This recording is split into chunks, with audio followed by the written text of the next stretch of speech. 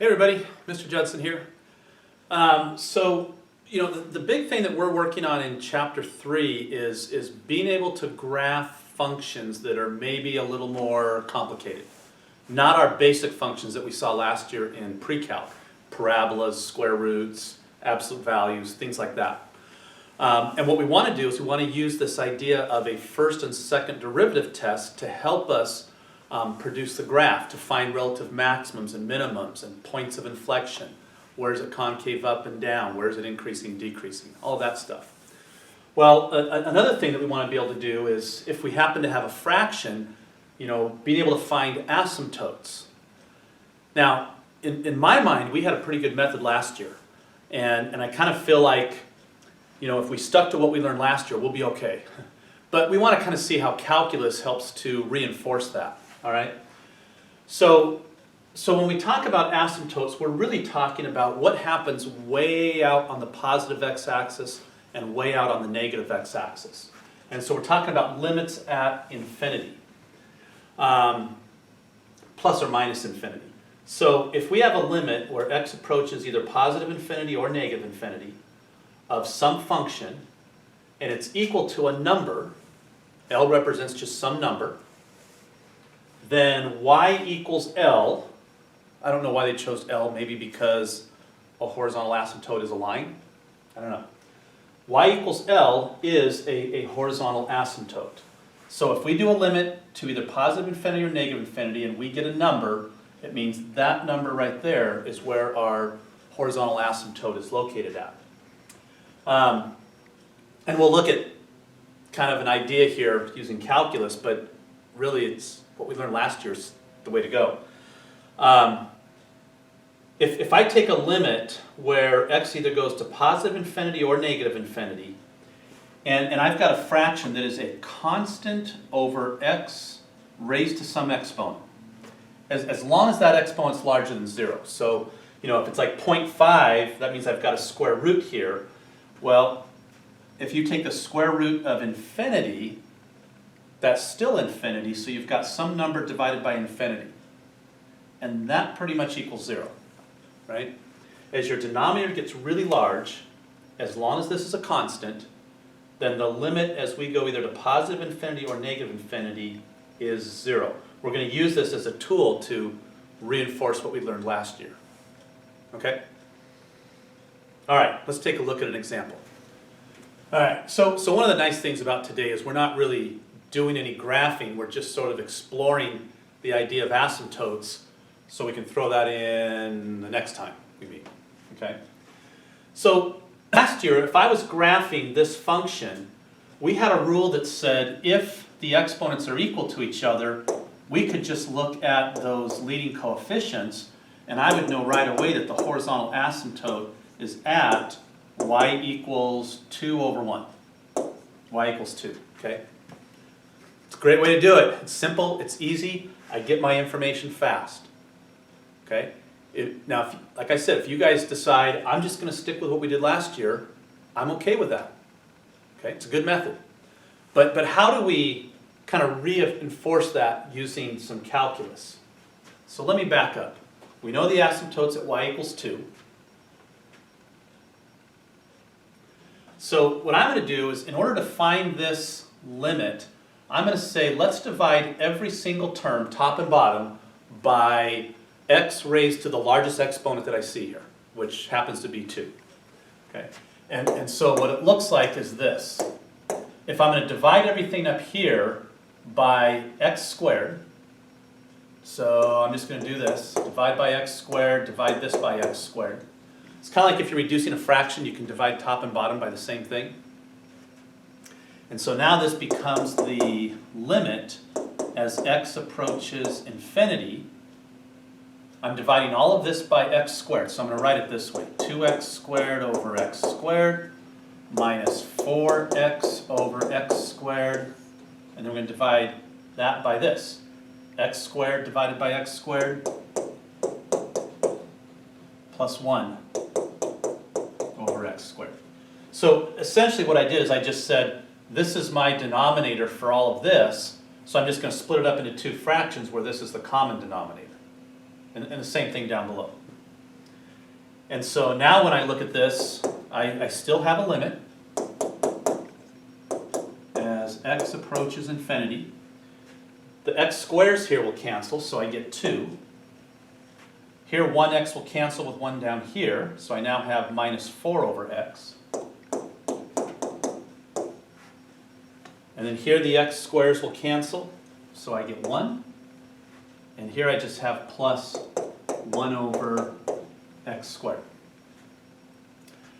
Well now as I take the limit of this thing, when I do the limit as x approaches infinity of this fraction right here, that really fits the rule that we just talked about. If we have a constant divided by a denominator that's getting really large, which infinity is pretty large, then the answer to that is 0. Okay, that's what I see right here. I've got a constant divided by x, which is just raised to the 1 power, so it means x is going to get close to infinity. So 4 divided by infinity, the answer to that is 0. You could do this on your TI-89 graphing calculator. I think the infinity is down somewhere around the 8 button. You know, so you go and you do 4 divided by and second function 8, you know, something like that. It's somewhere down there. 4 divided by infinity, it'll give you an answer of 0. It's not exactly 0, right? We know that. But it's so close to 0 it might as well be 0. And same thing right here. I've got 1 divided by infinity squared. That's a really large denominator. So 1 divided by infinity. I think infinity squared is infinity. We don't really know, right? But it's a really big number. And so that's also going to equal 0. And so at this point I have plugged in infinity for x. So I no longer have to write down limit. I just get 2 over 1, which is 2. And so if the limit of a function approaches some number 2, then that means there's a horizontal asymptote at 2. Now, remember how I said this isn't easier than what we learned last year? But it does kind of go back and show us that what we learned is true and we can support it and justify it with limits. I still like just looking at this and going, yeah, 2 over 1, that's where my horizontal asymptote is. Okay? So, I would look at this and say, horizontal asymptote at y equals 2. Right? It's really all we're doing today. It's just locating horizontal asymptotes. All right, let's try another one. All right, so I got 2 problems here. Let's see if we can find the answer to each of those. All right. All right, so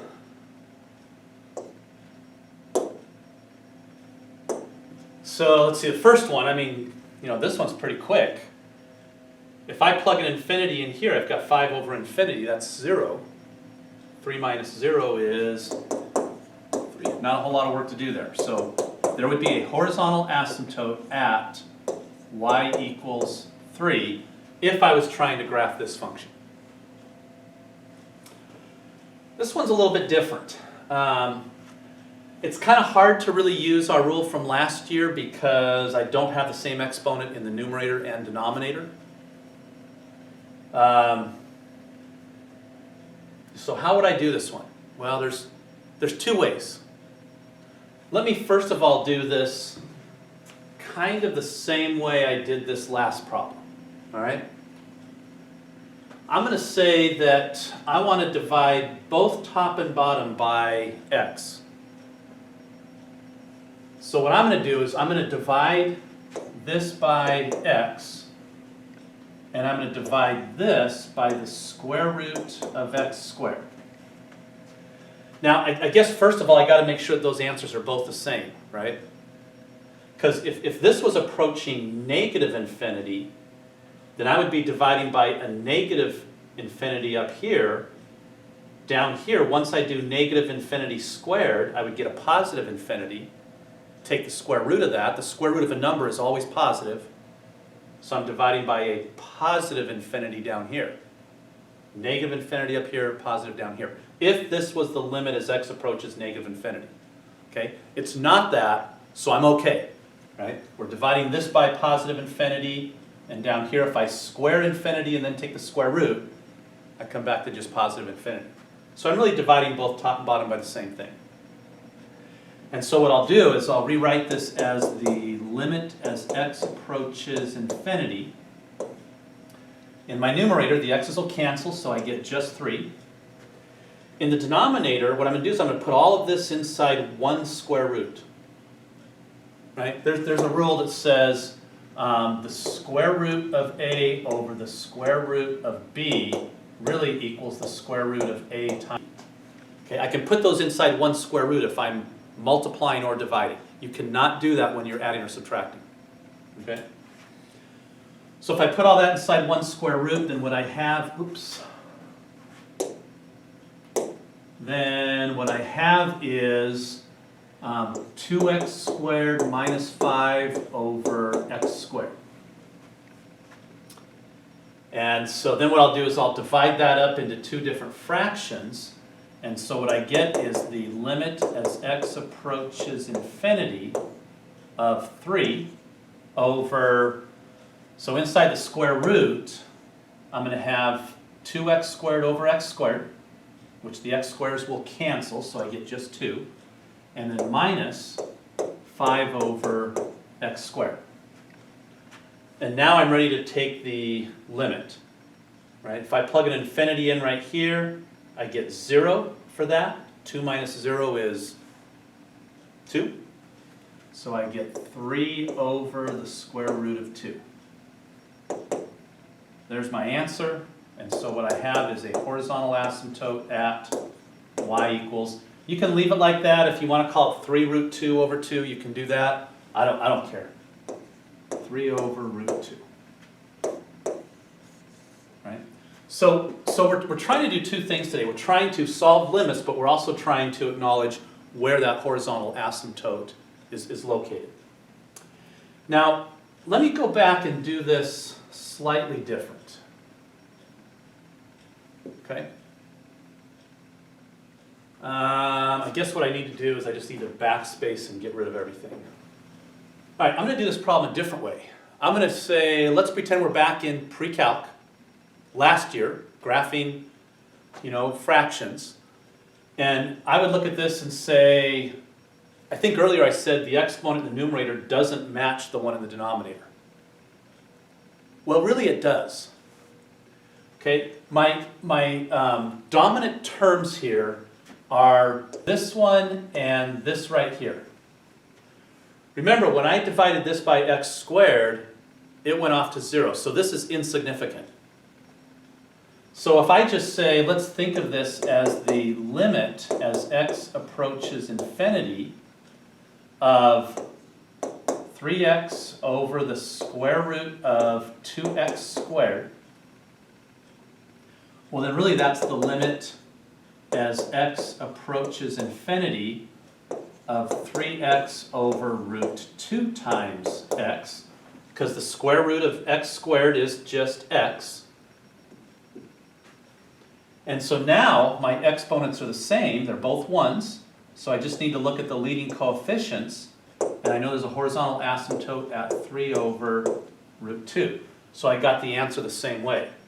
Really, just kind of like we look at this problem, we say, all right, exponents are equal, the horizontal asymptote is at 2 over 1, so boom, I'm done. 2 over 1, there it is. I could have looked at this and said, whoops, this term really doesn't matter. Let's just cross it out. If I look at these two, the square root of x squared is just x, so right away I know that I've got the same exponent top and bottom, so my leading coefficients are 3 and the square root of 2. And I go from here straight to this. Okay? Horizontal asymptote at y equals 3 over root 2. All right, let's see what else we got. All right, so here's another limit. Well, when I look at this, I see that the exponent in the numerator is larger than the denominator by 1. So if we think to ourselves, okay, well, what did that mean to us last year? What if that exponent was 1 more than this? if you take a cubic and divide it by a quadratic, the answer you get is a linear function. Right? Just think to yourself, if you cancel 2x's with 2 here, I know we can't do that. That's really bad math, right? But if I did, I'd be left with 6x. And so if I went through and divided this thing, I would end up with some kind of linear expression. I would have to do long division with polynomials to see what that is. Okay, but I know it's linear. Well, if it's linear, then the limit as x goes off to infinity, what's this thing doing? It's going up forever, right?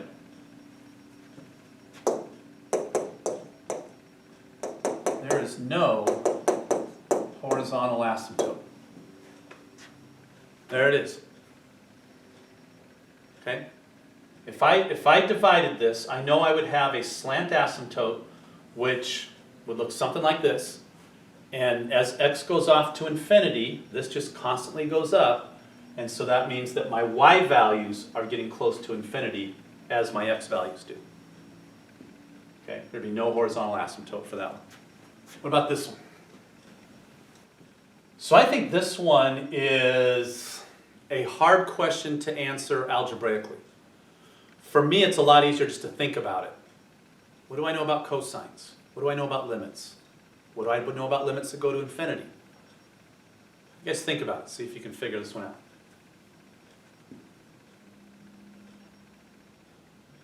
All right, so if I think about what I know of a cosine, I know it's a graph that starts high and it goes like this, and then it just keeps on doing this over and over again, right? And what I know is that the basic cosine function, it's always between 1 and -1. Remember how we put those dotted lines in kind of as guides last year when we were graphing trig functions? No matter what, this numerator is always between -1 and +1. So it's not a constant, but at the same time it's just a number. Right? A small number, decimal number, most of the time. Occasionally we hit 1 and occasionally we hit -1. But most of the time it's just a decimal number. And we're going to divide that by something that's getting larger and larger and larger. My numerator isn't getting larger. It's just always going to be somewhere between -1 and 1, no matter what. So some number divided by something that gets really large, there must be a horizontal asymptote at y equals 0. Now, if that's kind of hard to understand, let's graph it. See what happens. All right, so I got my graphing calculator here, and I've already punched in my equation, cosine of x divided by x. And I'm just going to go zoom option 4 to start, see what happens. So there it is. Okay, so it does something kind of weird. I guess there's an asymptote at x equals 0. So we got that. I don't really care about this over here. I just care about this part. So let me change my window a little bit. Let's say I've got, well, for x values I'm going off to infinity, so I'll graph from 0 to 100. It's not very close to infinity, but probably close enough. And I'll put a tick mark every 10 units. For my y values, I know I'm taking numbers between -1 and +1 and then dividing them by something, and I'm claiming that they get smaller. So I don't think I need to go outside of that range. -1 to +1. And so now I'm going to hit graph. So it looks like what happens is, originally it starts to look like a cosine curve, but then because I'm dividing it by something, the values are getting smaller and smaller and smaller until it just kind of straight lines. And so I can't even see any values out here, which means this thing must be getting close to 0. I do think it's still going a little bit, if this is my x-axis, it's going a little bit above and a little bit below, but it's not doing it by a whole lot. It's just barely getting above the x-axis and then barely below.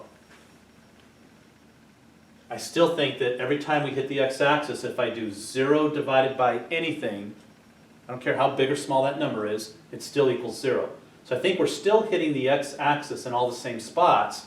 It's just that these high spots and the low spots are not going to be as far above or as far below the x-axis as they are in the original function. So I think that supports the answer that we just got right here.